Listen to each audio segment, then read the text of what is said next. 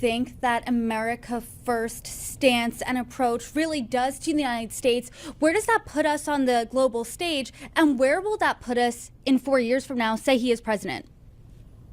Well, the United States is in a much stronger power position, even vis-a-vis its allies, than it was 10 years ago. I mean, Europe in many ways is getting weaker. America is getting stronger. The US today is producing more fossil fuels than any other country in the world, oil and gas, right? The US is a global leader, the global leader in artificial intelligence, the most important constellation of technologies in the world today, affecting every sector, every country. The US is dominating it in the private sector. US still has the global reserve currency, about the same percentage of global trade as it was back in the 1990s. The euro has slipped, the yen has slipped. So, in an America First Trump presidency, you're still going to have that power position. What you're not going to have is leading by example. So to the extent that soft power matters, to the extent that you attract more flies with honey than with vinegar, there are challenges in a Trump administration getting it what it wants from other countries. In other words, countries will do what Trump wants if they feel like they must, but otherwise they won't. It'll be more transactional. And Trump is fine with that, but long term that erodes the international system. Long term, the international system benefits the country that set the rules and benefits the country that's the largest in it. And that's something that, frankly, Trump really, in my view, doesn't appreciate, doesn't care about.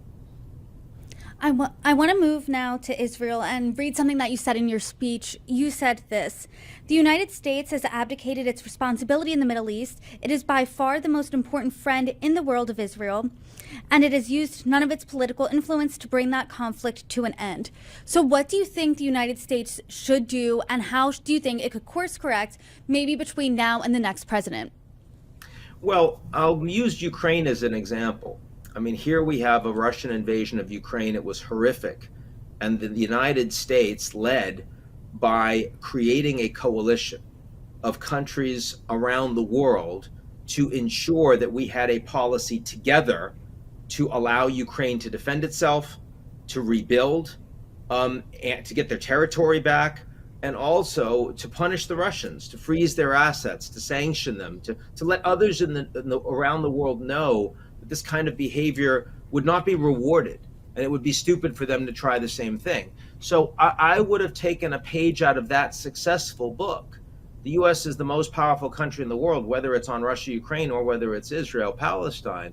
When we had that horrific terrorist attack on October 7th, the worst loss of life of any Jews being targeted in the world since the Holocaust, the right thing for the US to do would have been to create a coalition, bring countries together to say this will not be tolerated.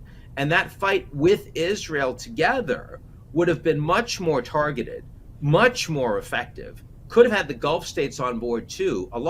There was much more outpouring of support for Israel at that point. Wouldn't have been very supportive of the Israeli prime minister because, of course, he was asleep at the switch and causing a lot of the problems that had occurred in Israel in the run-up to these attacks.